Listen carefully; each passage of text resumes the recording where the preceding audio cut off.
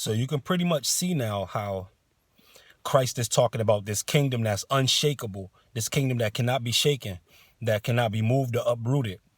And the reason why is because there's a perpetuity that goes on with a shaking in society, with a shaking in the world.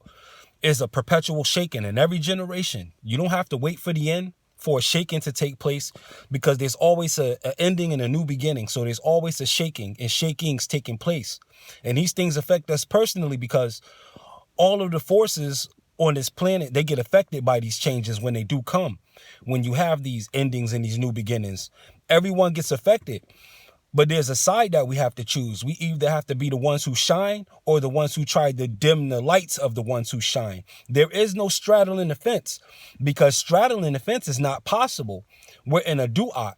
So there's a plus and a negative that are interchangeably linked, almost to the point where it's the same symbol. When you put the addition and the subtraction sign together, you still get the same sign. You still have an add. So negative things are an add-on in this society, is an add-on in this life experience, is an add-on.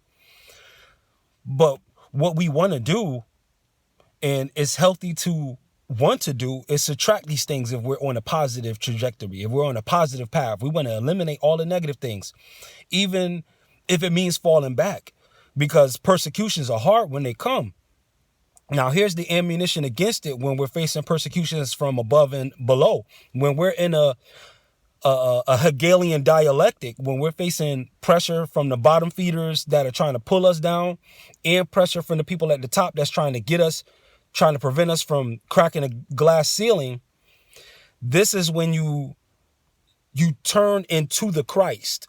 In a response to this, what you do is, there's a certain energy, a certain attitude, a certain mood, a certain vibe you can have, even, dare I say, a certain sense of magic over the power of words within yourself, where you can say things in ways that are irresistible and still be 100% yourself. Say things that are captivating, which is what we do already. But to fine tune it, because we're not really competing with other content creators, we're actually competing with the commercials. And it's not so much as a competition as it is not a competition in terms of marketability, but more so in how captivating we are. And when we're dealing in captivation, when we're dealing with captivation, we can fall prey, I guess, to the things that we see when we see people behaving this way and that way and putting on this performance, that performance. Because entertainment is now in the palm of our hand. Entertainment has got so close up on us that those who are subscribing to the negative pole have an entertainment sense where they are the arch villain in the story. They're the arch demon, but they want to disguise themselves as the main hero. But you can tell who the heroes are, because the heroes are not necessarily the ones who are seeking to destroy others. Those are the villains. But the villains are the ones who say they are the heroes the most often. So you can always see, where it says, I'm the one that's the hero. But at the same time, every time you listen to me, I'm putting down my brother or sister. This would make me the villain who's proclaiming to be a hero. But a lot of us as heroes have been looked at like villains, because we may have had a villainous streak. We may have had to do what all people have to do, deal with the issues of villainy versus heroism, to deal with the du'a, to wrestle with the poles, to find the gray area in the midst of light and darkness, to find the gray area, to become whole, to discard no parts of yourself, to accept your fullness. And again, those negative poles, they want you to be on a negative vibration. So they want you to be a particular way, even if it's how they associated you and how they identified you in your past. They still want you to be that, because they're still a part of an old system, and they still want you to be the old Neo from the old system when you're the new Neo who is older.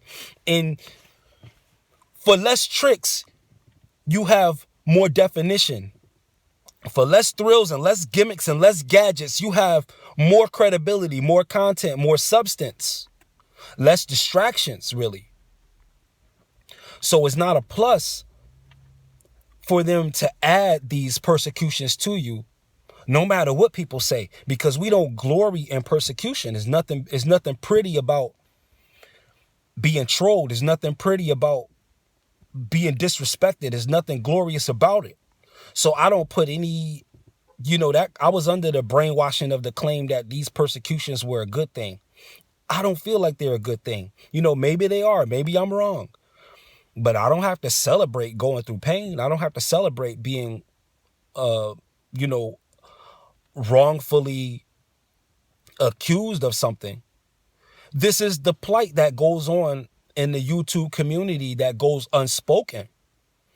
And so to address that plight, to address their plea, I would say, know that the negative may or may not go anywhere. But what would you do and who would you be, whether the negativity comes or goes, whether the negativity disappears or stays? Who would you be?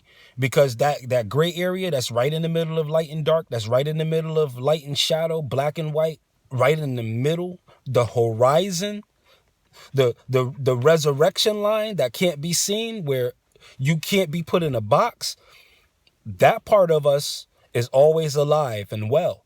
We just have to tap into it. But to get to that side, we do have to contemplate the pleasure and the pain so that we can find who we are at the center. We have to find who we are as an entity that exists in the middle of our greatest day and our worst day. Who are we right there in the middle? This is how we're not shaken, because if we're shaken before our top comes off, the beverage that we are is useless. It won't have any kick. It won't have any fizz. It won't have any buzz. It will not pop. The bubbles will be gone. And even if it's sweet, if it's flat, it's undrinkable. So keep pushing, people. Keep pushing. Keep striving. Keep being inventive. Keep being creative, though. Because at the end of the day, we're still fishers. And sometimes it's not that we have to spearfish our fish. Sometimes we have to just lay down the net. So there's so much saturation of different concepts and different philosophies out here that it may not even work to even put a bait. Everything might look like bait. So subsequently, we may not bite on anything. I'm not biting on anything. I'm not going after anything. We may have to just lay down the net for people's consciousness to swim into.